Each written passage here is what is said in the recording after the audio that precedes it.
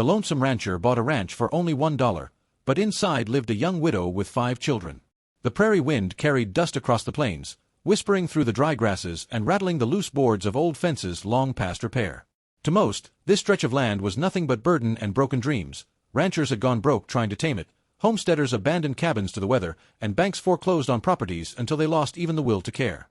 But to Ethan McGraw, a man with little more than his saddle, a horse, and a heart too tired of loneliness, this forgotten place held one promise: a beginning. The notice in the small-town paper had caught his eye 2 weeks before.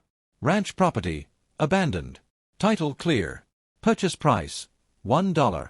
Buyer assumes repairs, taxes, and upkeep. Inquire at county office. Folks in town laughed about it. Only a fool would buy that land, one man at the saloon chuckled. Wind'll eat ya alive out there. Ethan didn't argue. He was used to people underestimating him. He simply folded the notice, tucked it into his pocket, and rode to the courthouse the very next morning. Now, with a yellow deed folded in his saddlebags, he rode up the dusty lane to his so-called ranch. His chest carried no illusions. He expected nothing but falling down barns, sagging fences, and the heavy silence of a place long empty. What he didn't expect was smoke rising from the chimney of the farmhouse. Ethan slowed his horse. His weathered face furrowed. He nudged his hat back and squinted at the sight. The house, peeling paint, sagging porch, stood stubborn against the prairie wind, but it wasn't abandoned. Curtains moved in the window. A faint clatter sounded from inside, like dishes being set to dry. He dismounted, boots crunching on the gravel path. His hand hovered near his holster, not in threat but in habit. The war and years of drifting had taught him to be careful.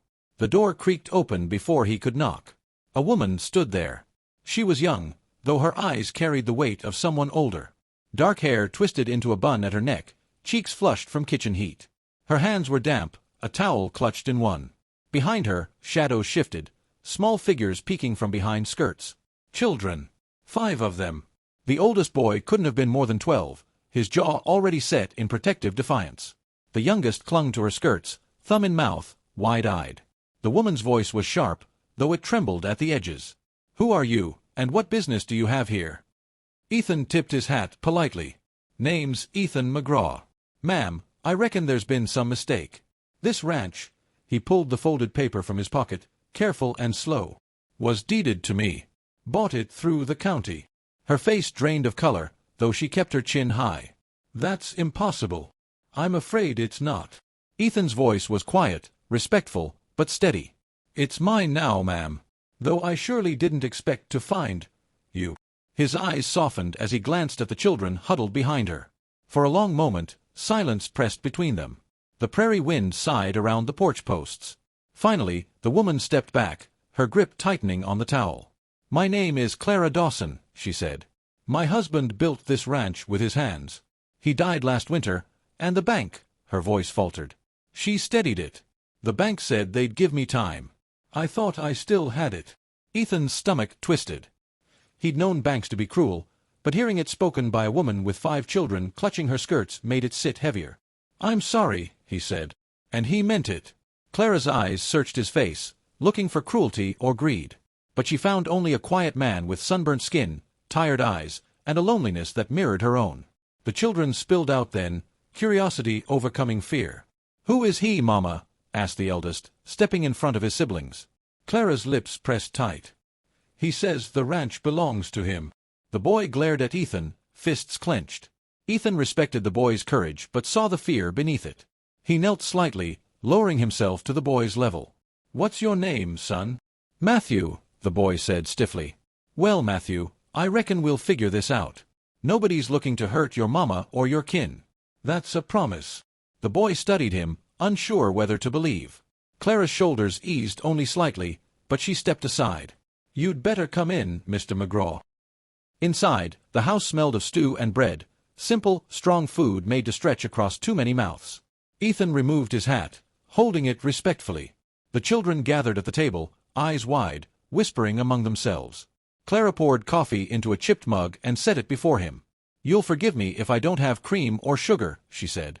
"Black's fine," Ethan replied. He wrapped his hands around the mug, letting the warmth seep into his calloused fingers. Clara sat opposite him.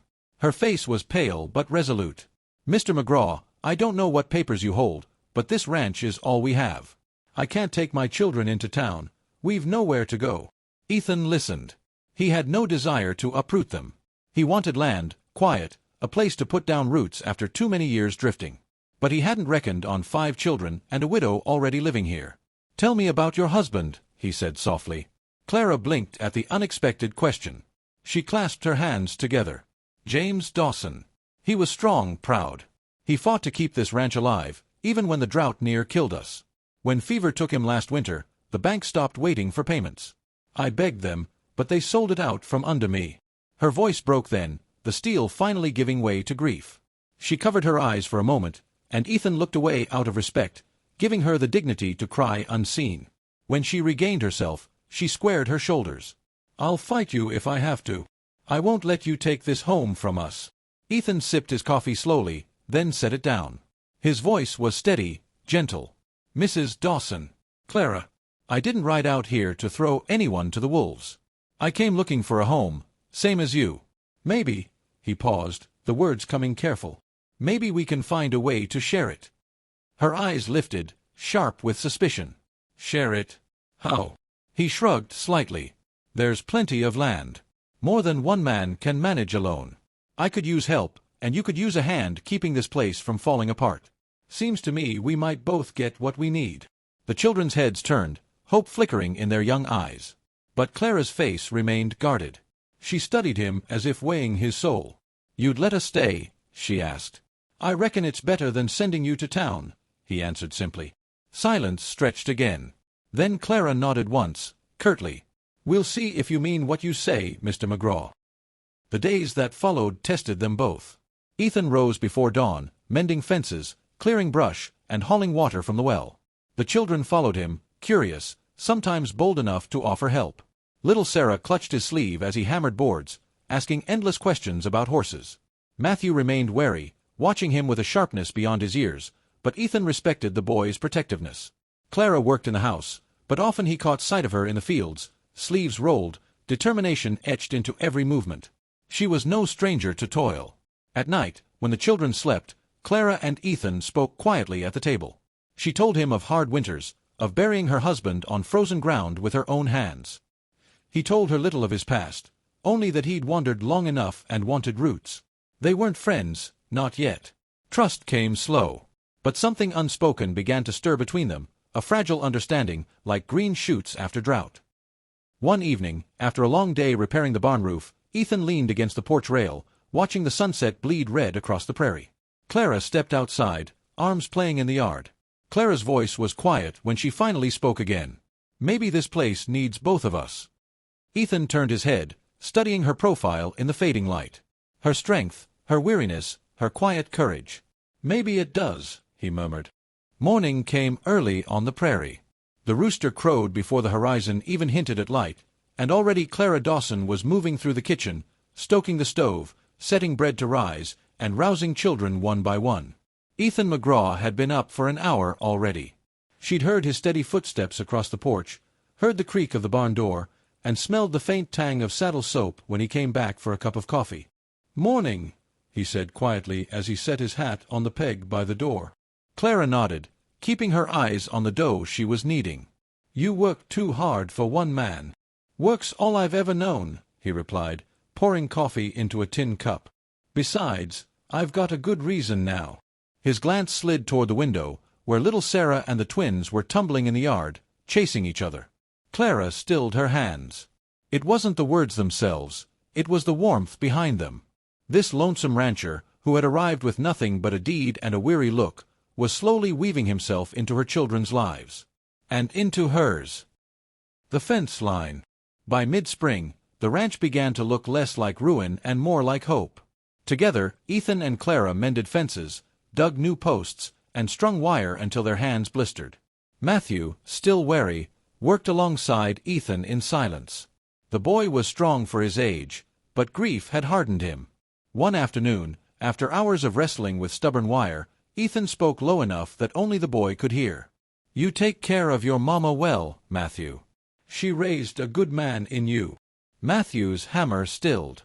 Suspicion flickered in his eyes, but also a flicker of something softer. "Respect, maybe." He gave a curt nod and went back to work. Clara noticed the change that evening when Matthew didn't protest Ethan sitting at the head of the table. Storm season. The first test of their fragile partnership came when the skies turned black with summer storms. Wind howled across the plains, rattling the windows and tearing at the shingles. Rain came in sheets, soaking the ground until the creek swelled and threatened the barn. Clara rushed to gather the children, her arms full of quilts. Ethan barreled in, dripping wet. "Barn roof won't hold. We've got to move the stock to higher ground." "I'll help," Clara said instantly. "You'll stay with the children," he insisted. Her chin lifted. "They'll be safe together. You can't do this alone." Ethan hesitated only a second before nodding. Together they dashed into the storm, driving cattle through knee-deep water, their shouts nearly drowned in thunder. Clara's skirts clung heavy, her hair plastered to her cheeks, but she never faltered. By the time the storm passed, both were soaked to the bone, but the stock was safe. Exhausted, they leaned against the barn wall, breathing hard. "You're stubborn," Ethan said, almost smiling. "I've had to be," Clara shot back, but there was laughter in her eyes for the first time since he'd met her. In that moment, with rain dripping from the eaves and the scent of wet earth around them, Ethan realized he was no longer a man passing through. He belonged here. Unspoken things. Days turned into weeks. Ethan carved a rhythm with the children, teaching Matthew to break horses, showing the twins how to set traps, letting Sarah ride bareback with him across the fields. Even little Daniel, barely 4, followed him like a shadow, toddling after his boots. At night, when the house grew quiet, Clara found herself listening for Ethan's footsteps on the porch, his deep voice as he hummed tunelessly while mending tack. Sometimes they talked long after the children were asleep. She told him how she and James had courted, how grief had nearly broken her, how she feared failing her children. Ethan told her fragments of his own story, how war had left him rootless, how loneliness weighed heavier than any saddlebag. There were no declarations, no stolen kisses yet. But there was something deeper, trust slowly being born. Trouble from town. Not everyone welcomed the strange arrangement. One hot afternoon, a wagon rattled into the yard. The bank agent, Mr. Talbot, climbed down, his polished boots sinking in the dust. "Mrs. Dawson," he said coldly, "you were told this property was no longer yours. I see you've chosen to linger." Clara stiffened, but Ethan stepped forward, shoulders squared.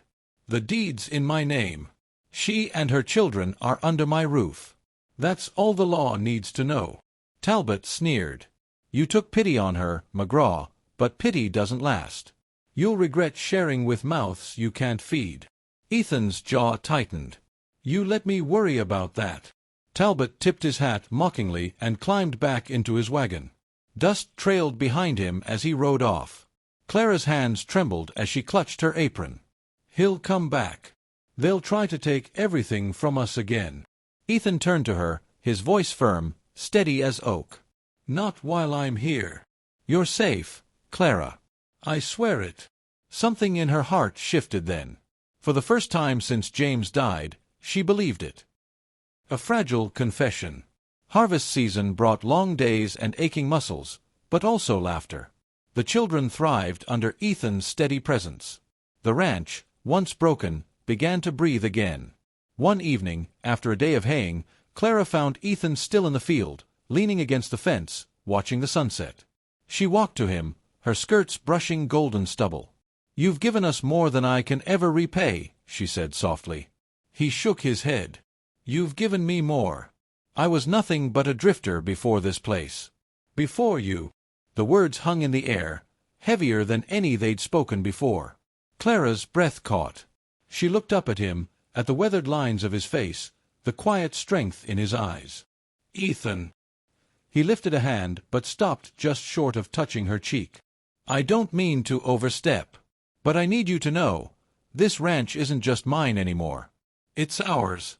And if you'll have me, I'd like to be more than just a partner in the work." Her heart pounded.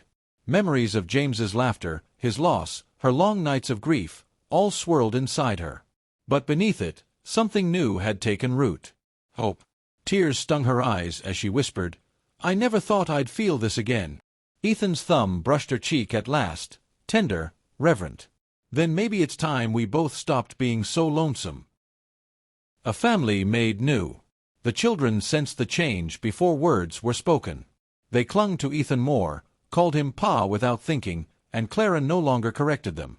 On a crisp autumn morning, under the cottonwoods by the creek, Ethan and Clara were married with only the children as witnesses. Matthew stood tall and proud as best man. Sarah scattered wildflowers. The twins giggled through the vows, and little Daniel clutched Ethan's leg as if afraid he might vanish. But Ethan didn't vanish. He built a cradle for Daniel when he outgrew his bed. And at night, when the children slept, he held Clara close, whispering promises of a future neither of them thought they'd ever have. Epilogue. Winter came again, but this time the ranch was warm with laughter. Smoke curled steady from the chimney, light poured through the windows, and the Dawson children, now the McGraw children, knew they were safe. Ethan sat by the fire with Clara's hand in his, her head resting on his shoulder. Outside, the prairie wind howled, but inside was a family, a home, and love strong enough to weather any storm. The lonesome rancher was lonesome no more.